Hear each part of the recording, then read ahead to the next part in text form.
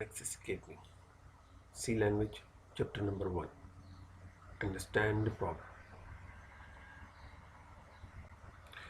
हमारे पास प्रॉब्लम को अंडरस्टैंड कैसे किया जाता है।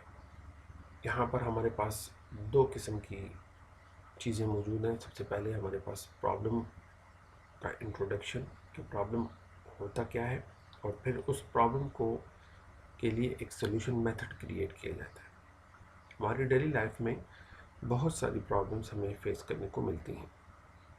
जैसे कि हमें अगर स्टडी को प्रिपेयर करना है तो हम कैसे करेंगे, अगर किसी बिल्डिंग में आग लगी हुई है तो इस प्रॉब्लम को कैसे सॉल्व करेंगे, 14 बार्स में 13 रन्स को कैसे पूरा किया जाए, किसी भी जगह पर अगर हम फास्ट तरीके से 10 मिनट्स में पहुंचना चाहें तो कैसे पहुंचेंगे, और अगर हमसे हमारे घर का रास्ता भूल जाए तो हम कैसे फाइंड आउट करेंगे।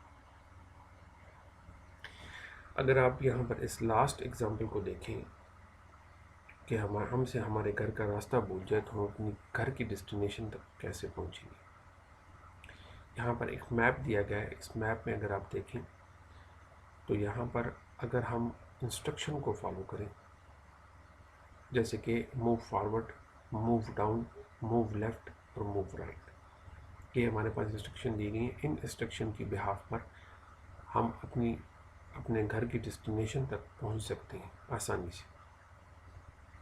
अभी इंस्ट्रक्शन जो हमारे पास मौजूद हैं ये स्टेप बाय स्टेप प्रोसेस है, और इसी स्टेप बाय स्टेप प्रोसेस को हम एल्गोरिथम भी कहते हैं।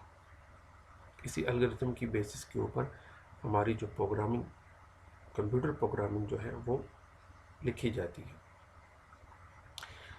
हमारे पास प्रॉब्लम को अंडरस्टैंड करना बहुत ज़रूरी है, क्योंकि जब तक हम प्रॉब्लम को अंडरस्टैंड नहीं करेंगे हम उसके लिए एक सोल्यूशन मेथड क्रिएट नहीं कर सकते।